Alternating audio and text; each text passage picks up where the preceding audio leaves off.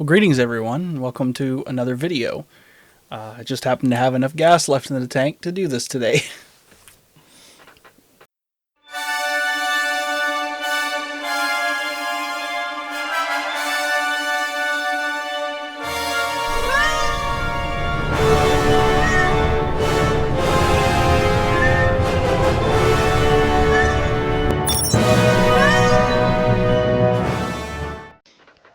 So I want to talk about a distro that I love dearly.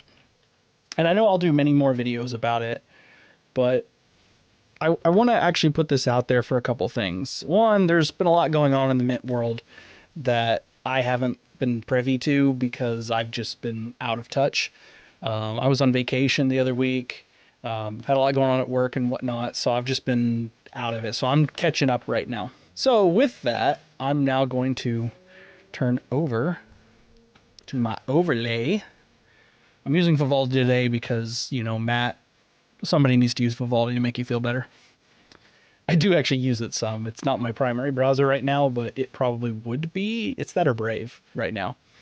Anyway, so I love Linux Mint. I don't think that's entirely missed upon anybody. Typically, I run the Debian edition. I do run a lot of the Ubuntu main edition, especially with my wife and whatnot.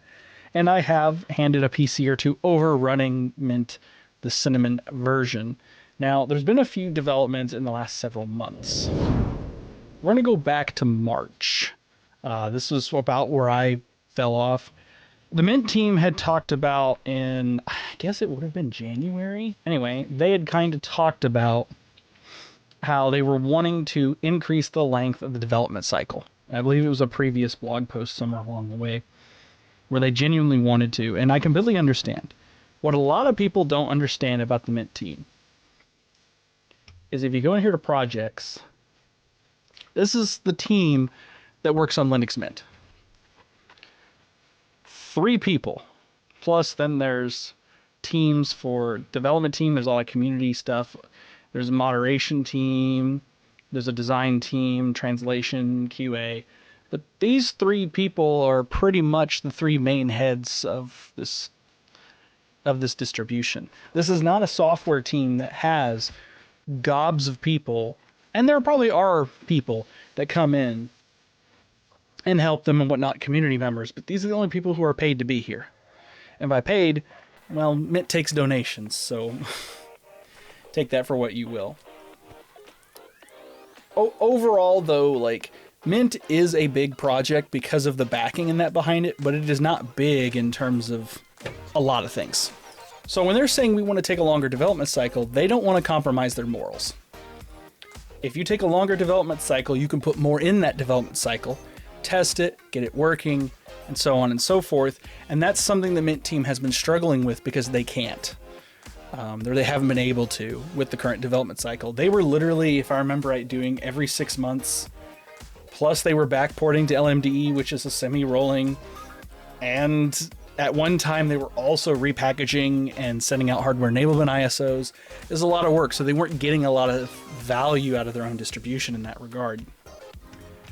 So they want to still do that. They want to improve the desktop. They want to add features. They want to do more every release, so people will have more to work on. So how do you do that? Well, you take more time to do it, because the KDE way of doing things would be literally to just turn out broken things because you need to release on time. So Mint's goal here is the first thing they're doing. Mint 23 would normally have released in a month or 2. It's not coming out in Christmas. December. That is so they can introduce the Wayland stuff, test it, bring that session more up to the forefront. They also have to test a new installer. The Ubuntu Ubiquity installer that Mint has been using for an ungodly amount of years is deprecated. It's no longer supported by Canonical. Ubuntu has a whole brand new Flutter installer, and I gathered that wasn't an option by the Mint team, and that's totally fine. So they took the LMDE installer, they're porting it to Mint 23 on the Ubuntu 2604 base, and that will be the installer. They need to port a few features over, but they've been developing that for years. So it's pretty well tested. LMDE installs very easily. I do hope they fix a couple of quirks with the installer, but otherwise it does a pretty nice job. And with that, yeah, they're gonna bring in all these Wayland things. They're gonna bring in all these new things. They don't even have a name for it yet because they ran out of names with their last release, which I understand. So they're trying to figure that out. Once they reach beta stage, I think they're going to come up with a name and then go from there. But they also need to deal with that. The big highlights they said here, Ubuntu 2604, kernel 7, 6.7 unstable will get tested, which will include the Wayland changes. They want to be earlier rather than later in that cycle, because Wayland is a whole other beast. And then they got to test Secure Boot, LVM, Lux, all that stuff. So they've got a lot of work to do, and they have more features they're adding. And if you go down into the comments, I saw a lot of very negative people down here that were disappointed in Mint for lengthening the cycle. They're going to be too old and whatnot. Look, Mint already allows hardware enablement to pull through. I have kernel 6.17 right now on my Ubuntu Mint system here. Kernel 7 will come once Ubuntu, I think it's 26.04.1. Ubuntu will then backport that kernel to the 2404. They like give it like a few months of testing before they port it over. And it'll come to the older version. So like, what are you complaining about? You know, I know they're working on kernel 7.1 right now, but like, it's fine if your hardware works. And I even commented that down here. I was like, hey, like, they have hardware enablement. They pull in these drivers and whatnot. They already have, because of Ubuntu, the latest NVIDIA drivers just about. You're not missing out on very much by not running the newest packages. And I'm sorry, I may offend a few people. If you want the newest packages, go run fucking Arch. Get out of my Linux Mint.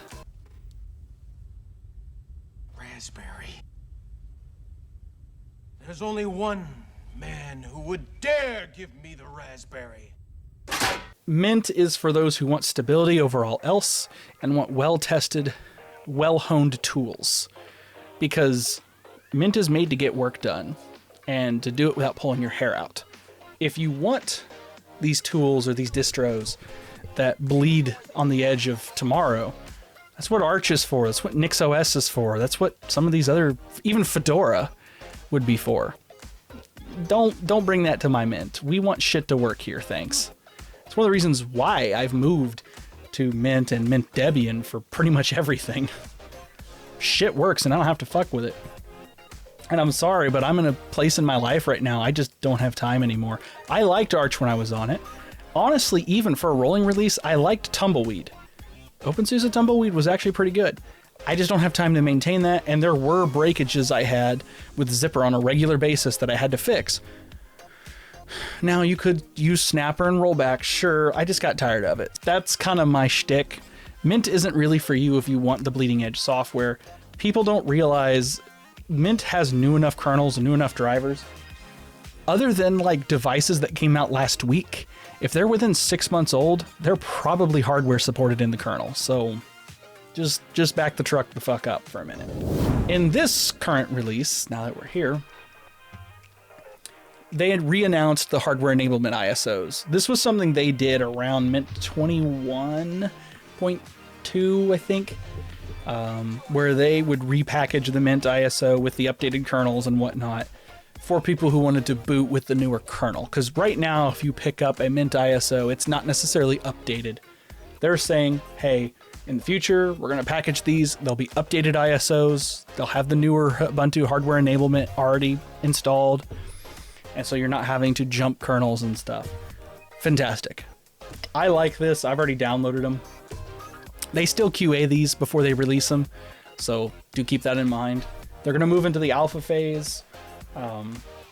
They are considering opening this up to the public, which is cool. I like that. I'll throw it in a VM and whatnot, play with it. Or I've got hardware I can boot it up on. That's not a big deal. They did push out the screensaver bug fix where closing the lid on the laptop, you would briefly see the contents of the screen. This was an Xorg bug. This was a hilarious read. Go read their blog. I didn't fully understand everything they were talking about, but the fact that the fix was so baffling it was just crazy. So out of that, like I said, you can get hardware enablement ISOs, and they do nicely say here, hey, some drivers like VirtualBox, which doesn't work unless you update to the 7.2 version. NVIDIA, Broadcom may not work with these newer kernels. VirtualBox is an important one because I still use VirtualBox. Sue me, it works for what I need anyway. Doesn't work with these newer kernels, at least the VirtualBox in the repository. I'm going to say it, and I'm going to say it again. Just go add the Oracle repository and install VirtualBox from that. It's really easy. Oracle, get the dev file from them. Don't deal with this shit. The repository version of VirtualBox is just broken. I don't know why, but it is. You're not going to see much of a difference with these, but hey. One thing that was brought up in an earlier blog post was that they would be considering looking into pulling in newer packages to LMDE. I have a suspicion they'll never confirm it until it's real. That they're considering merging LMDE and the main Mint release and having one big Linux Mint and just basing it on Debian instead of Ubuntu. I think that would really show the state of Canonical. I will say 2604, I will, if I have time, do a video on it. The release seems better than normal, and that's pretty good. The last time I looked, however, is Ubuntu still down? Nope, it is up.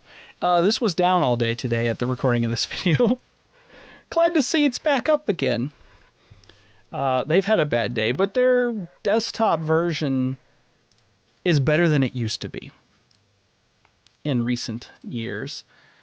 But I will admit, even with Mint, I have slowly been moving to the Debian edition because it offers me more stability, less moving parts, and it is semi-rolling, so the desktop will get backported until the new Debian edition comes out.